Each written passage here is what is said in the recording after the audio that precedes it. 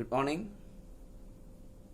I hope all of you are in good spirits, in good health, and good attitude.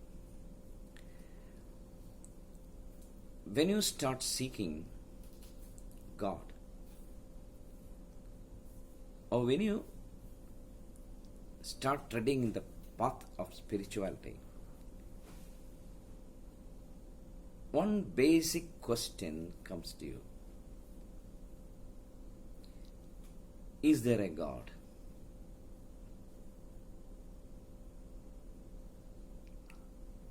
There are three types of people in this world. One group we find, such people of that group we find very commonly.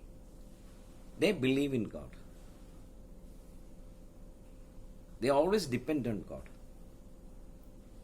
And they do all these rituals connected with religion and all this with a half belief or a firm belief that there is God. They are the devotees of God. We can find these people profusely in almost all religions. Devotees of God. If you ask them the question, have you seen God? Have you talked to God? Then their answer will be, no, I haven't seen God. But I talk to God.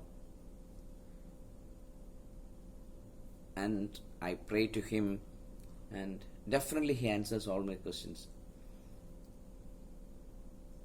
He gives me answers when a problem comes to my life. And I can tell you 100 anecdotes in which God directly or indirectly came to me and helped me in life situations.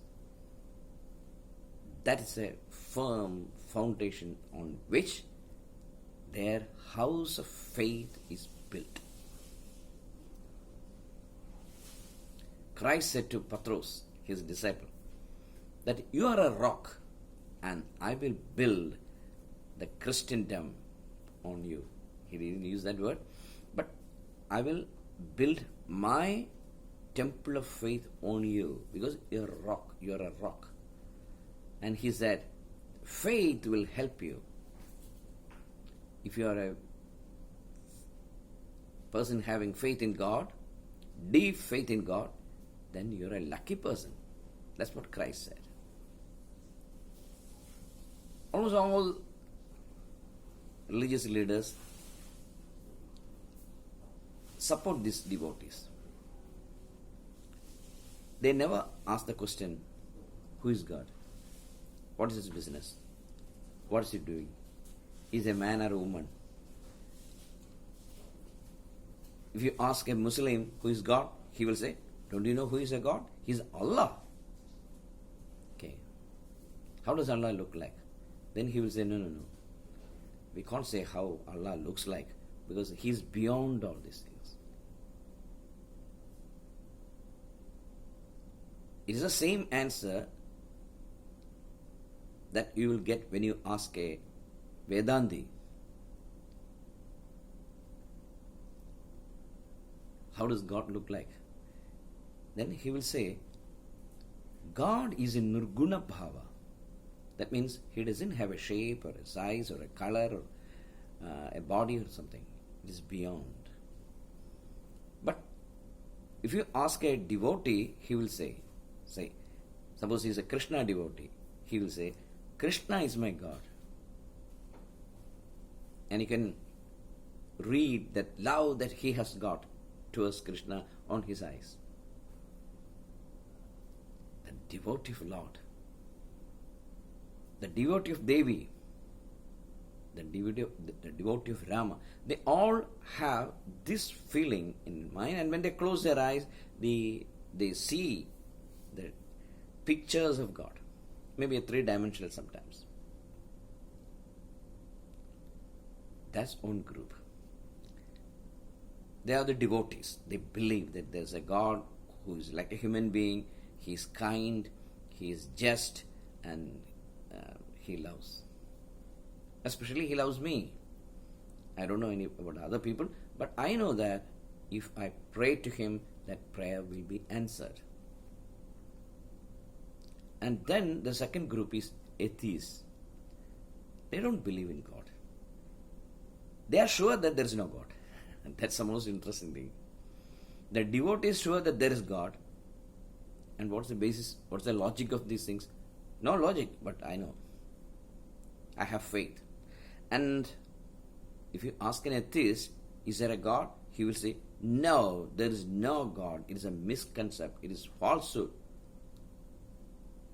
It is a concept created by the religious people to exploit others. He will have a lot of explanation. But if you ask the question, have you ever searched for God? Then he will say, yes, I went to see God in temples, in churches, everywhere, but I didn't find God.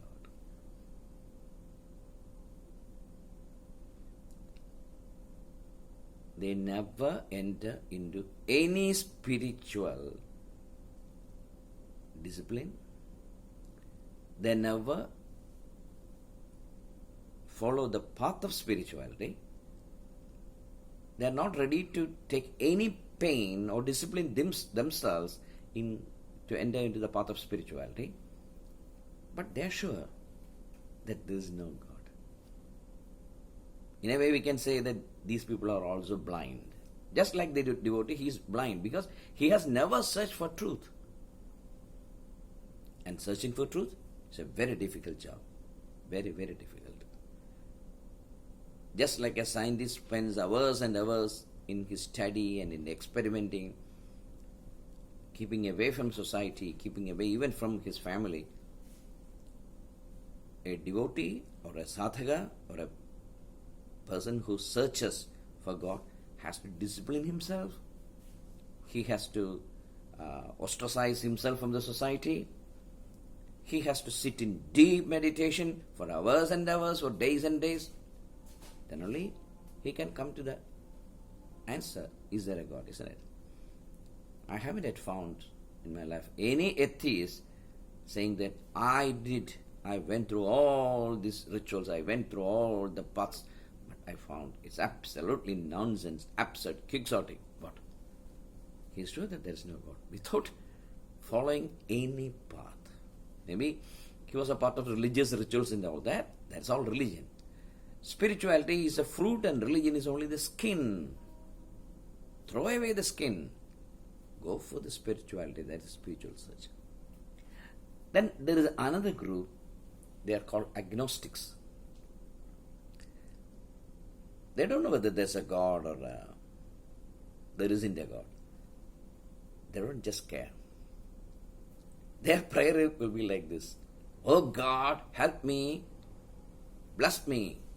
Then in a soliloquy, they will say, if there is a God. He is not sure of God. But he is not sure of non-existence of God also. Such persons are called agnostics. So, when you go into the path of spirituality, naturally this question comes.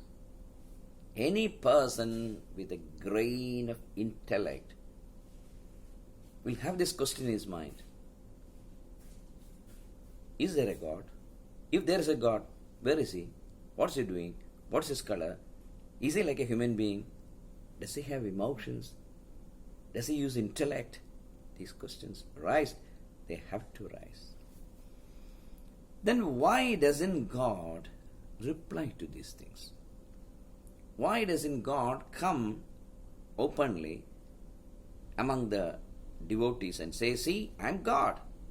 You have been searching for God all this time? Okay, I'm ready. Come on. What do you want? Answers. You want answers? Come on. Question me. I will answer all this. Why can't the God come like that?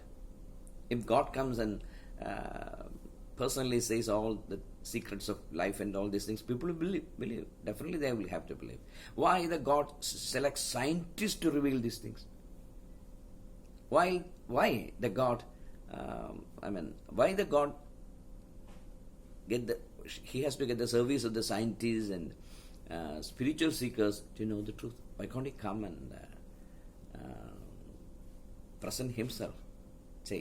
Call a press conference and say, I'm God. You can ask questions.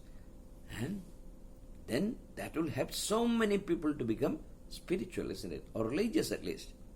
But God doesn't do it. See, the question is very simple. You can't see God not because there isn't God. You can't see God because you don't try to see it. You don't try to see God. If you try, then God has to come and present himself before you. There's a famous story of a fish. That is a very convincing story for me in my early days of spiritual search. A fish who lives in the bottom of the sea one day decided that he will go up and see what's on the top. And he said this idea to other fish. They said, no, don't do it. You'll die. There are so many dragons in the top of the sea, and they will eat you, and pressure difference and all these things. See, we should be here. This is our place. We should exist in this. We should not try to experiment with other environments. But in spite of all these discouraging words, the fish went up because a craving was inside his mind. He wanted to know, he wanted to see, he wanted to experience. There is like a fire burning in his mind. So he went up. And he went up and up and up and up, crossing all the difficulties. At last he reached the air outside. And he understood that there's a different world, totally different from the world that he has seen or experienced. It is entirely different. The sunlight, the sky, all these things are very, very, very different. He has never even imagined that there will be a world like that outside. So he jumped up, and then he saw the world outside with all its magnanimity, beauty, and all that. Then he went down and down and down, and he reached his home. And his friends and relatives came and said, what a idiotic thing you did. It was a risk, isn't it? How dare you do all these things? Then he said, yes, I risked my life. I dared. But I had that experience of the sky. I know what air is. I know what sunlight is. We are living in darkness. There is sunlight outside. Then the other fishes said, no, he's bluffing. See, when you come out with an idea, people will either say you're mad or you're a liar. They were not ready to agree with him. Then some young fish, they approached him and said, well, we also want that experience. What can we do? Just like we ask a saint or a guru, if there is a God, show that God to me. Then the fish said, if you want to have that experience that I had, you had to go up, take all the risk, throw everything dear and near around you, and concentrate on only one thing, have only one desire in mind, just like ekalavyan. Ekalavyan means a person who has only one goal. Ekalavyan. Then go up. Then you will get that experience. Of course, I I don't know whether any fish went up like that. But this story tells you the answer to the question, why don't we see God? Why we don't see God? We just fail to see God and realize God because we don't try to. We don't have the guts to walk through the path of spirituality. Of course, it is a difficult path. Anything great, any great achievement comes from difficult trying, isn't it? You have to try hard. And you need a totally disciplined life. If you are a soldier, you should lead a totally disciplined life. Can a commando be indisciplined? If you want to become a scientist, you should be disciplined. If you want to become a teacher, you should be disciplined. Even if you want to be a husband or a wife, you're supposed to be having that discipline, isn't it? So that is there. You have to be self-disciplined. You have to control your intellect. You have to control your mind. Everything you have to do. And you have to keep a good physical body. You have to boost up the intellect, control the emotions, then attain progress in the intuition, and then walk in the path of spirituality. If you don't dare, don't ask this silly question, is there a God? If you are not ready to open your eyes, don't negate that the existence of sun. You open your eyes, then you can see the sun. Just like that. In spiritual life, every sadhaka who walks in the path will have this question, is there a God? The answer is, if you really want to see God, if you really want to have that spiritual, that great ecstatic experience of God, the gurus have given us a path. The fish that has gone before us, it will be able to guide us because it will tell its experiences. So the great gurus of India, they have built up a great path of spirituality. It is not just like just going to the temple and doing this puja and all these things. It's beyond all these things. Every puja, every ritual, every religious text is meant to help you in sadhana. You just read Bhagavad Gita every day, it gives you strength, it boosts up your energy, right? But unless you practice what Krishna has said to Arjuna, you are not going to attain even an iota of progress in spirituality. That's why Swami Vivekananda said,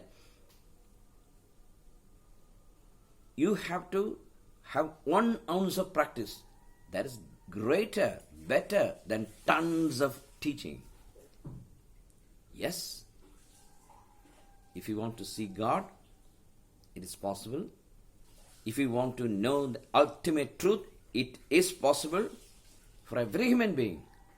Only thing that you need is a real craving that will never allow you to even to close your eyes. The heart should always beat like this. So hum, so hum, so hum, which means I am that, I am that, I am that. Namaskar.